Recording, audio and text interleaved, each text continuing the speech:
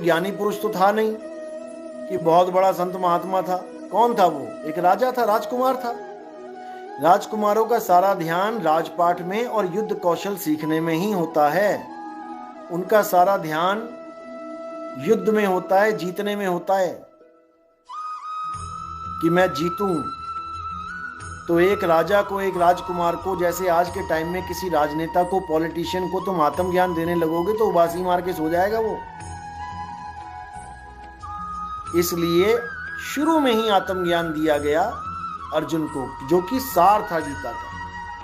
शुरू में सार पकड़ाया, लेकिन अज्ञानी जीव था, नहीं समझ पाया, इसलिए सार को छोड़ के असार समझाना पड़ा, देना पड़ा उसको, ताकि कुछ तो करता रहे। अध्याय 10 तक पहुंचते पहुंचते भी कुछ नहीं समझ पाया, तो जाके 11वें अध्याय में विराट रूप दिखाया। नहीं तो दूसरे अध्याय में ज्ञान खत्म हो जाता सारा गीता का। अर्जुन को ज्ञान समझ में आ जाता, धनुष बाण उठा के लड़ने लग जाता, बात खत्म हो गई। तीसरे अध्याय की जरूरत भी ना पड़ती, 2 में ही काम हो जाता। लेकिन ऐसा नहीं हुआ, क्योंकि उसको कुछ समझ में ही नहीं आ रहा था, मोह भंग हो ही नहीं रहा था। मोह भंग कब हुआ? जब 11वें अध्याय में विराट रूप देखा, तब उसको समझ में आया कि बाप रे बाप, ये कौन है?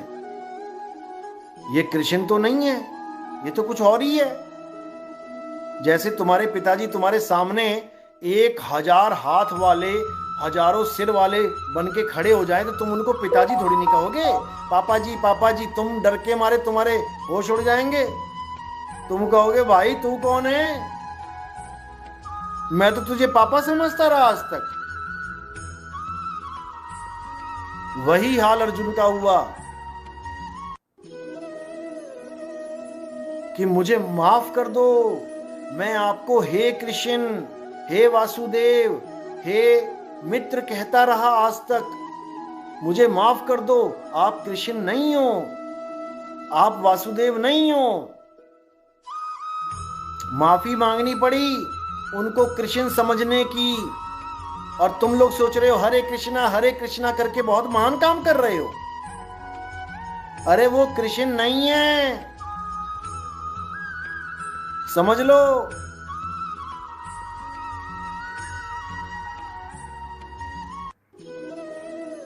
वो कौन है?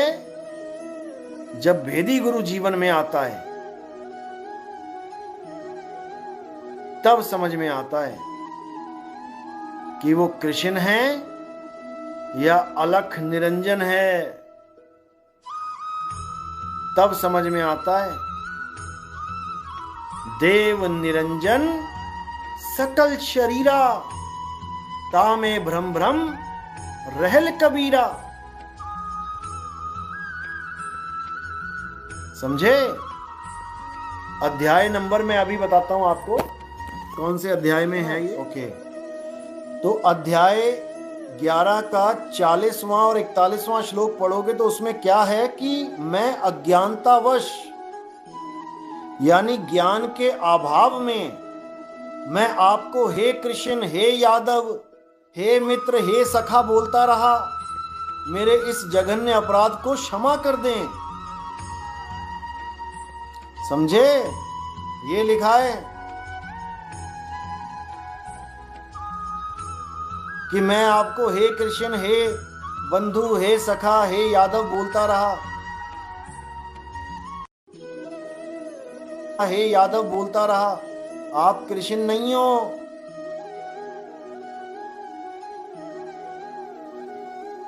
मुझे माफ कर दो। उसने तो माफी मांग ली, तुम कब मांगोगे? तुम आज भी उसको कृष्ण कृष्ण कृष्ण कर रहे हो, हरे कृष्णा हरे कृष्णा हरे कृष्णा।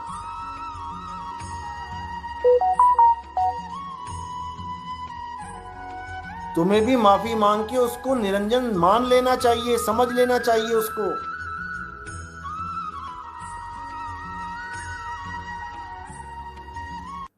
क्योंकि जब उसके जबड़े खुले, जब उसके जबड़े खुले तो सारी सेना कौरवों की और पांडवों की नहीं गई क्या? पांडव सारे बच गए, मतलब पांडव की पूरी सेना बच गई। जब उसके जबड़े खुले तो दोनों पक्ष के सब महारथी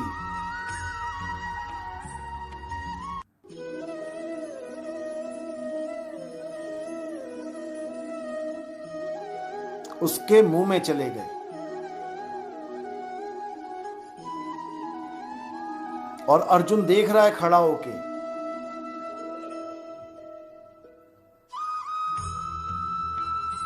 शायद 11वां अध्याय का 27वां श्लोक है ये, कि दोनों ही पक्ष के महान महान नेता, चाहे वो सत्य के साथ खड़े हैं चाहे असत्य के साथ खड़े हैं, सबके सिरों को आप चूर्णित कर रहे हो, चूरा बना रहे हो।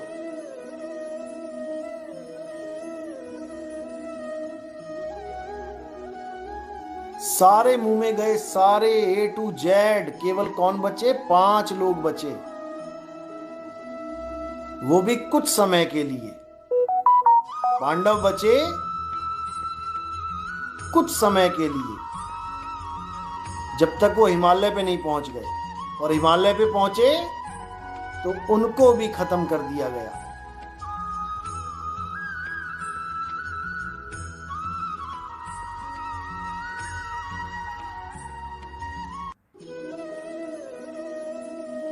सब के सब गए,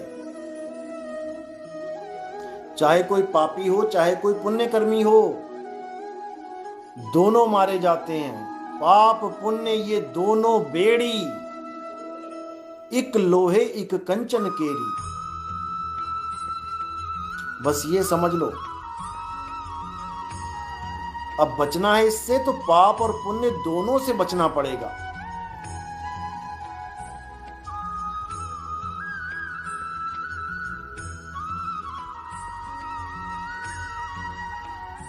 दोनों से बचना पड़ेगा। कैसे बचेंगे? अकर्ता भाव में रह के।